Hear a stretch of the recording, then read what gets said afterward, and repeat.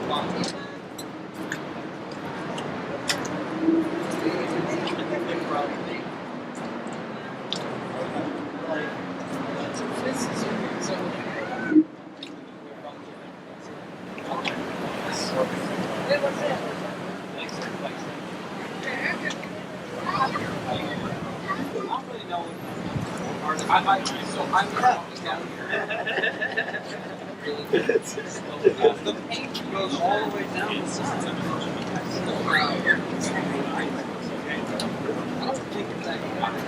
I love it. It's really interesting how there's like two-dimensional systems. Yeah, like it's man. Just very multimedia.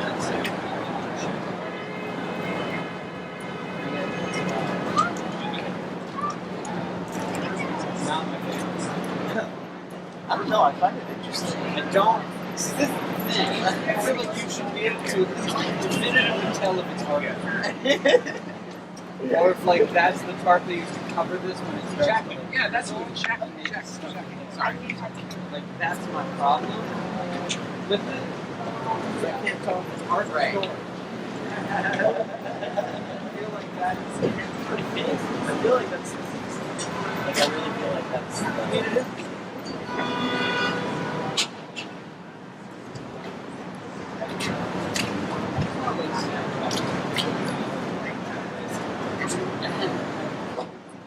They don't have individual statements stuff. Right.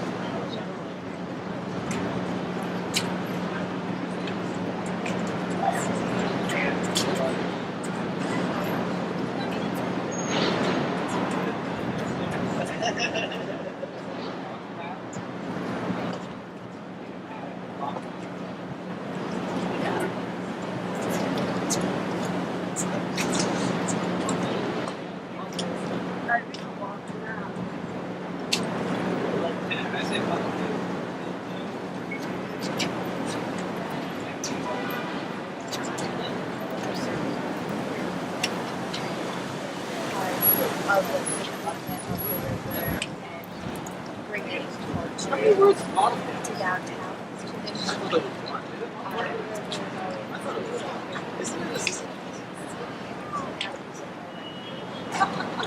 I think it's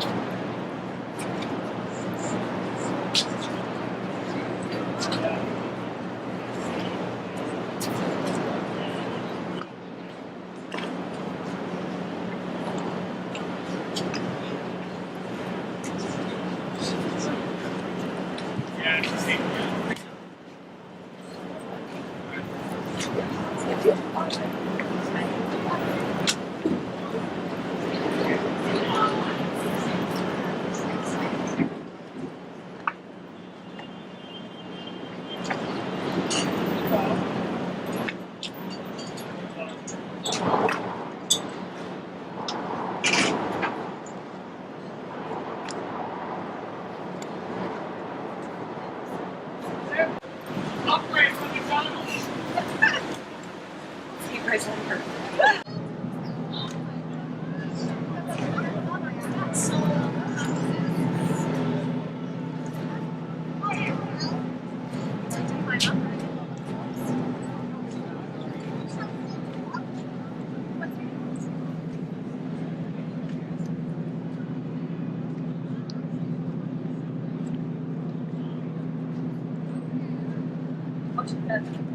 Well, that works.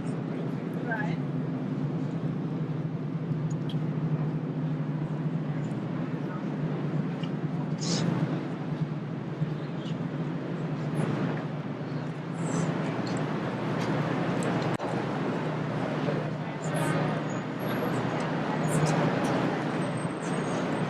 All right.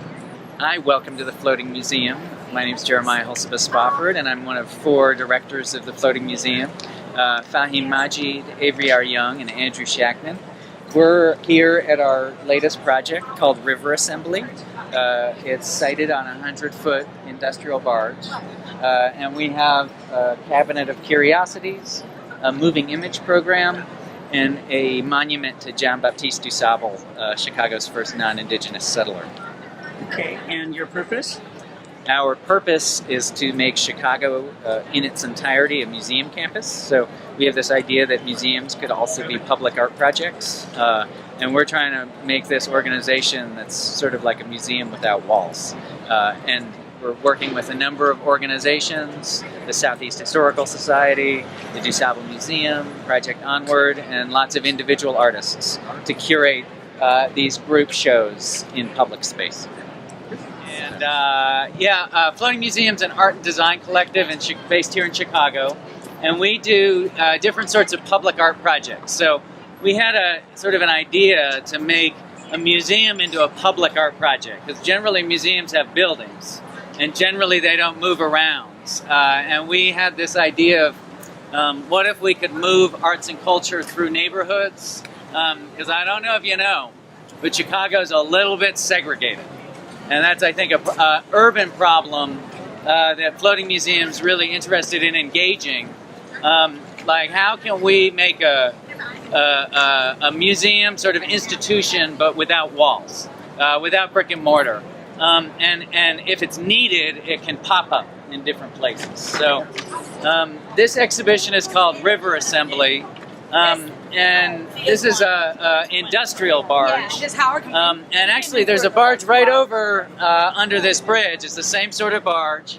And generally these barges in Chicago's history have been used to move metal, steel, rocks.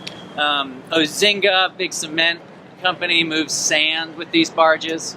And we thought that it would be the perfect place to move arts and culture, thinking about Chicago's history as sort of an industrial superpower in the U.S.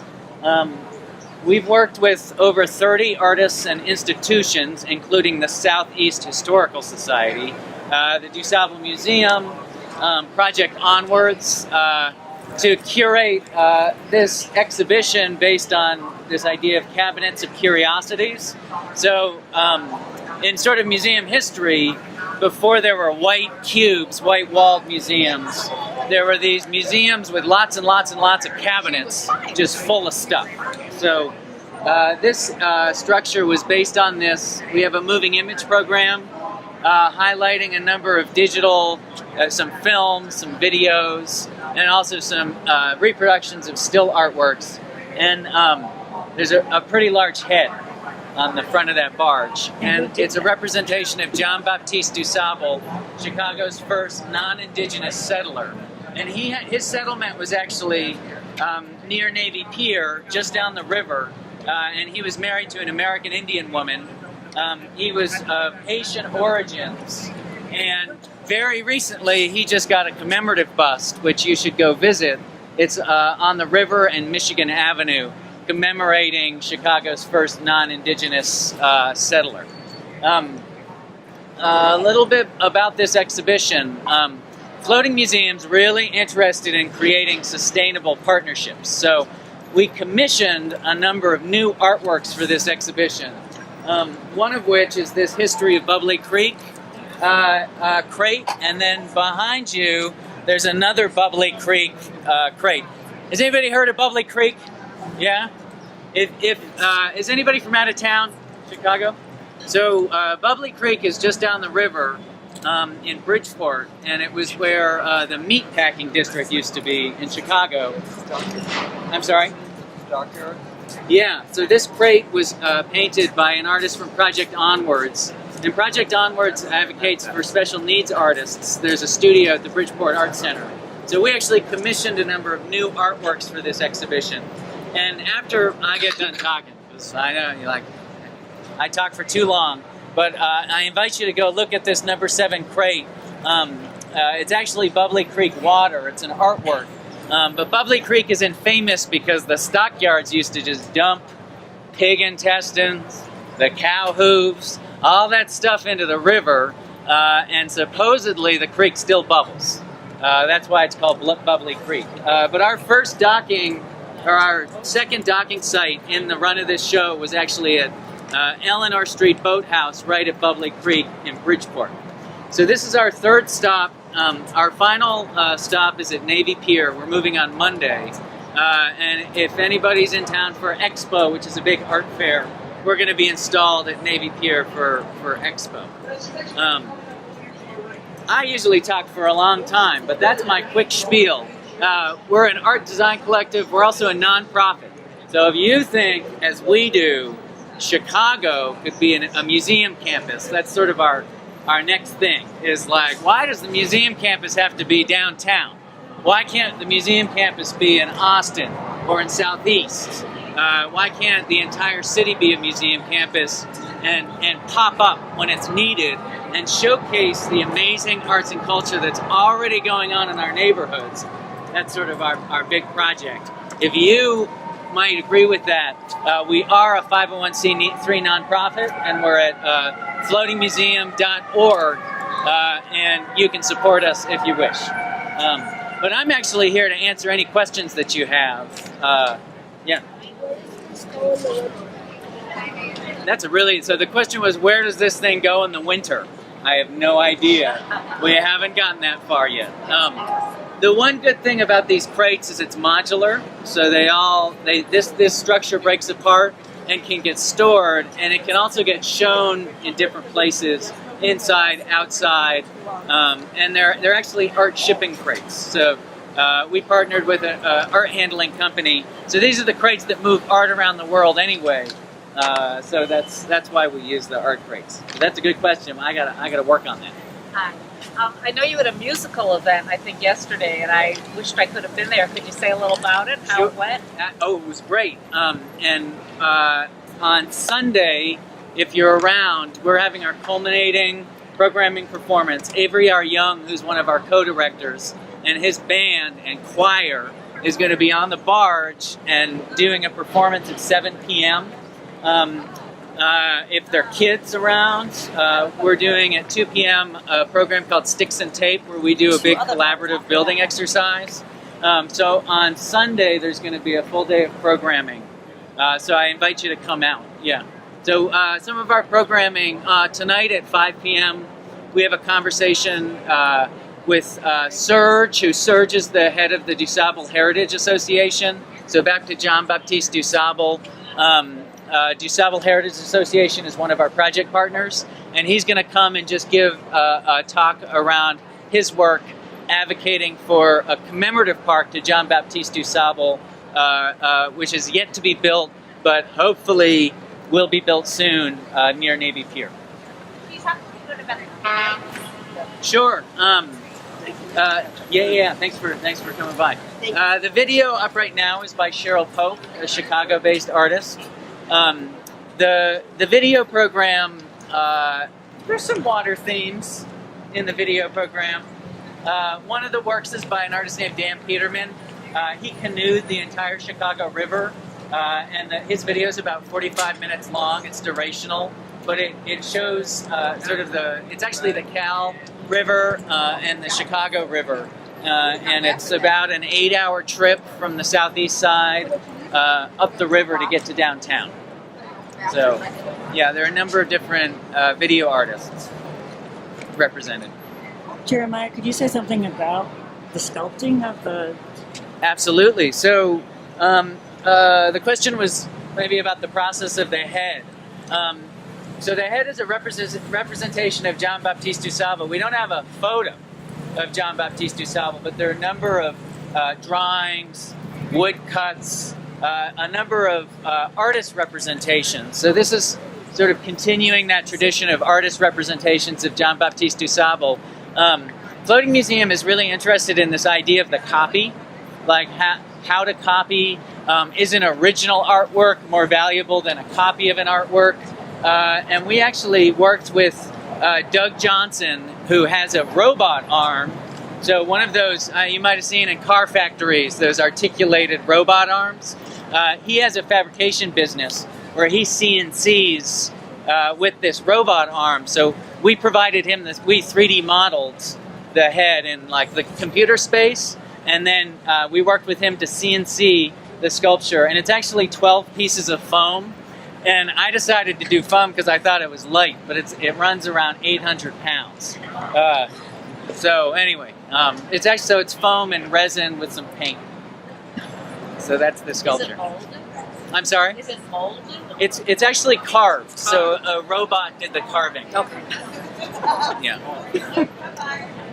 Explain the different cabinets a little bit. Sure. So the question was about the cabinets. I'll just point out a couple of the artists and orgs. I don't know, you might have heard of Heber Brantley. He's a fabulous Chicago artist. The fiberglass heads, that's Andy Warhol and Basquiat. And the crate next to it with the cutaway plastic was actually curated by the Hyde Park Art Center down in Hyde Park by Allison Quinn, who's a curator there. And the artist is Lon Tuazon, who does a lot of work around consumable goods. And I don't know if you've noticed, but there are a lot of consumable goods in the Chicago River. So I thought that was topical. And you know, we're trying to work with this project also to advocate for different things. So we think if we bring a lot of arts and culture to the river, people will come, and people are already coming, but more people will come, and that'll help accelerate sort of the vision, the ecological vision for the cleanup of the river. The screen works. The two white screens are also by a Chicago-based artist, Edra Soto. Everybody's fabulous. Edra is also fabulous. You should look up her work. Asaf Evran did these works, these banner works right here. The Are We There Yet banner is by an artist named Camila Janan Rashid. She's based out in New York City. And this piece was actually in the Venice Biennale very recently. And we thought it was a topical question, just generally for a barge. But also, you know, we try to, with Floating Museum, maybe ask a lot of complicated questions with the artwork. And we think the Are We There Yet is a very topical question. I think for Chicago, in our present political climate, et cetera, et cetera. Into It, Museum for Outsider Art, the crate, the Are You Being Filmed crate. I don't know if you've heard of Mr. Fantastic, an artist. Their teen group actually did this crate in partnership with us, sort of in homage to Mr. Fantastic.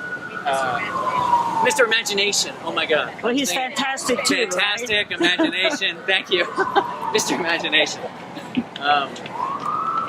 And yeah, the crate with the head. So we worked with a number of teen groups.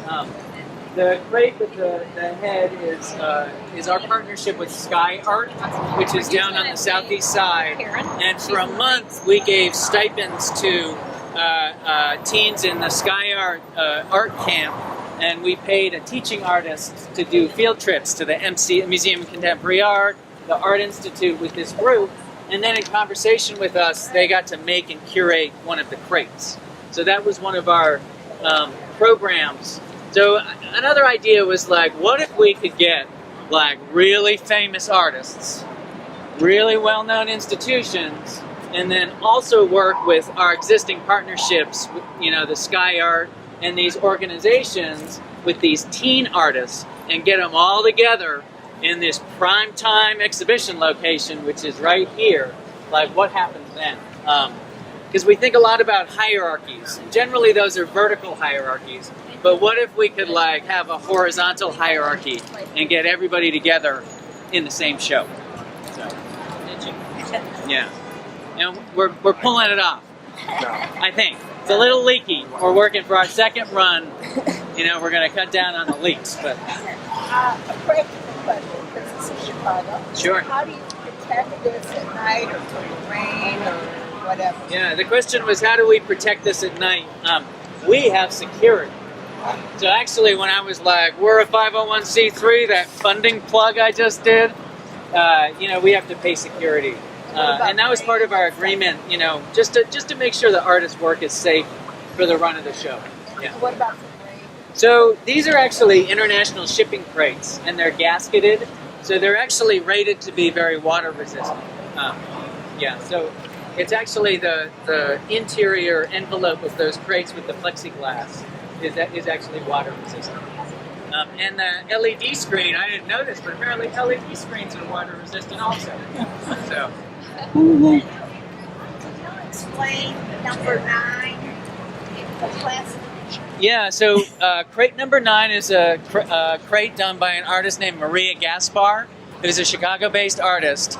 And Maria does a lot of community-based artwork and is also really inspired by this artist group called Fluxus. Has anybody heard of Yoko Ono? All right. So Yoko, you know, after that whole John Lennon thing, Yoko has an amazing art career, and she is a big Fluxus artist. And Fluxus was this art movement based on games and chants. So Maria actually sent us a set of instructions, and we executed her crate. And the crate, some of the instructions was to use the color brown. A lot of her work deals with race, culture, community partnerships. And the instructions had to do with brown and pouring, and we think that brown paint looks real good on that barge with that rust color. So this was actually a crate done with some instructions from the artist. I have 2 questions. Sure. Make them both our own one. One is, what among this exhibit have people been particularly attracted to here and in your other sites? And the other was about arranging with the city to do this and what that was like. You know, we've had pretty good feedback. I check the internet because, you know, when the depths of the internet come out and it gets a little like, but we've had really a good response. Some people are freaked out by the large head, I think, like just as like a little bit of a spectacle. You know, it's like, oh my God, it's a big head. But we're hoping that actually starts a conversation to whose head is it? Like, why is it there?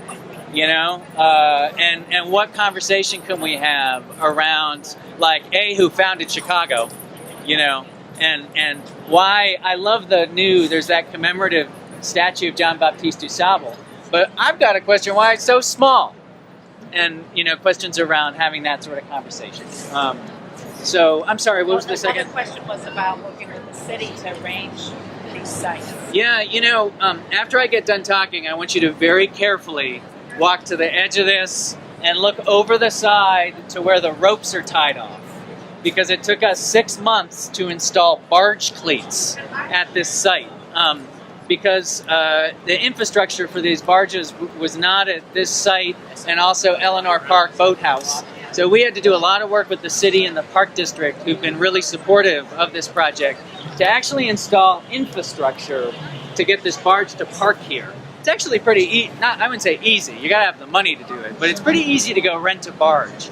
It's a little less easy to convince, CDOT, the Department of Transportation, that a couple of artists are gonna, install some barge cleats on the brand new Riverwalk. So there's been a lot of conversation around partnership, and also Floating Museum leaving these cleats here for more barge projects, not necessarily our own, but I think the Chicago Symphony Orchestra would look real nice on this barge next year. I just think it's a platform. So we're an art collective, but part of our work is to build platforms and opportunities for other organizations and other artists to do things. So this is going to stay the actual barge? The barge is, no, it's not. But next year the cleats are here, so the tie-offs are there. So the next organization who wants to rent a barge and do a performance, the infrastructure's there. Yeah. So we're moving out on Monday, but we've got a big performance at 7 p.m. by Avery R. Young and his band on the barge, 7 p.m. this Sunday, which is our big sort of like goodbye party. So I hope you can come. Yes. Yeah. I was walking past here last Thursday. What day did they put this on? We moved in on Monday of last week. Last week? Yeah, yep, Monday of last week. Yeah. Sure. That's a great question. So a tugboat captain moves in. We're artists. We don't drive tugboats. So yeah, I didn't know this. I thought tugboats pulled things. They do not, however. They push. Yeah. So on Monday around 10 a.m., between 10 and 12, depending on the tugboat captain, he's going to pull in here and push the barge to Navy Pier. Yeah, it's going to Navy Pier. We've had very good responses. Yeah. So far, I knock on that tree. Can you explain some of the videos that are going on, like that man that was bumping his head on the water balloon? Sure. Woman. Yeah, Cheryl Pope. So Cheryl Pope's work often deals a lot with endurance, this idea of endurance. And that video in particular, you think a water balloon is not maybe a violent object, but she filmed that video over hours and hours and hours, and sort of her idea was to break the water balloon with her head. And it was her, the artist, is in the video, and by the end of the video, she's pretty fatigued, and broke. No, she broke most of the water balloons as the video goes through. So some of that work is about endurance, and maybe like a seemingly innocuous object like a water balloon, but over time it becomes almost like she's boxing, with this balloon. And the other one about the pigs. I know the story, but it was, I think I painted. Yeah. So the pig, usually you're not supposed to do this, but when you're curating things, but that's my work, and I snuck that in there. It's a some of my work. Did you do the video of it? I did the video. Go out to the island? I did. Where is it, the Bahamas? The island. So the pig video is a reenactment of the Bay of Pigs invasion with pigs, and I had a contract with a Cuban farmer near the Bay of Pigs, but he jacked his rental prices up on me. So I read an article in The Guardian about a pig, an island where feral pigs live in the Bahamas. Was it you putting the camouflage on the pig? Yeah. Because I didn't understand that part. Yeah, so I spent a day on this pig island trying to dress up the pigs in these little camouflage outfits I sewed. It did not go very well. The pigs didn't like it? The pigs didn't like it. It was a little bit of a... They know the story how they were placed there? I don't, but I heard recently that they died. Somebody poisoned them, which is really awful. Yeah, I know. So anyway, there used to be this island, and it was a very a tourist attraction because they swam beautifully, and tourists would go there to see these wild pigs. That's how they got their food. They taught them in generations how to swim. Yeah, that was a very cool video you did. Thank you very much. I'd like to see it there. The Bay of Pigs, and I did a Sunday video, and people I traveled with I'm glad you said that because I was going to say, does this look familiar? And No, it wasn't actually. Budgetary constraints made me Yes. move the project. So great. I think I'm going to conclude. But if you guys have any questions, I'm here for a couple of minutes, and I'm happy to answer them. So thank you so much for coming to Floating Museum. Thank you.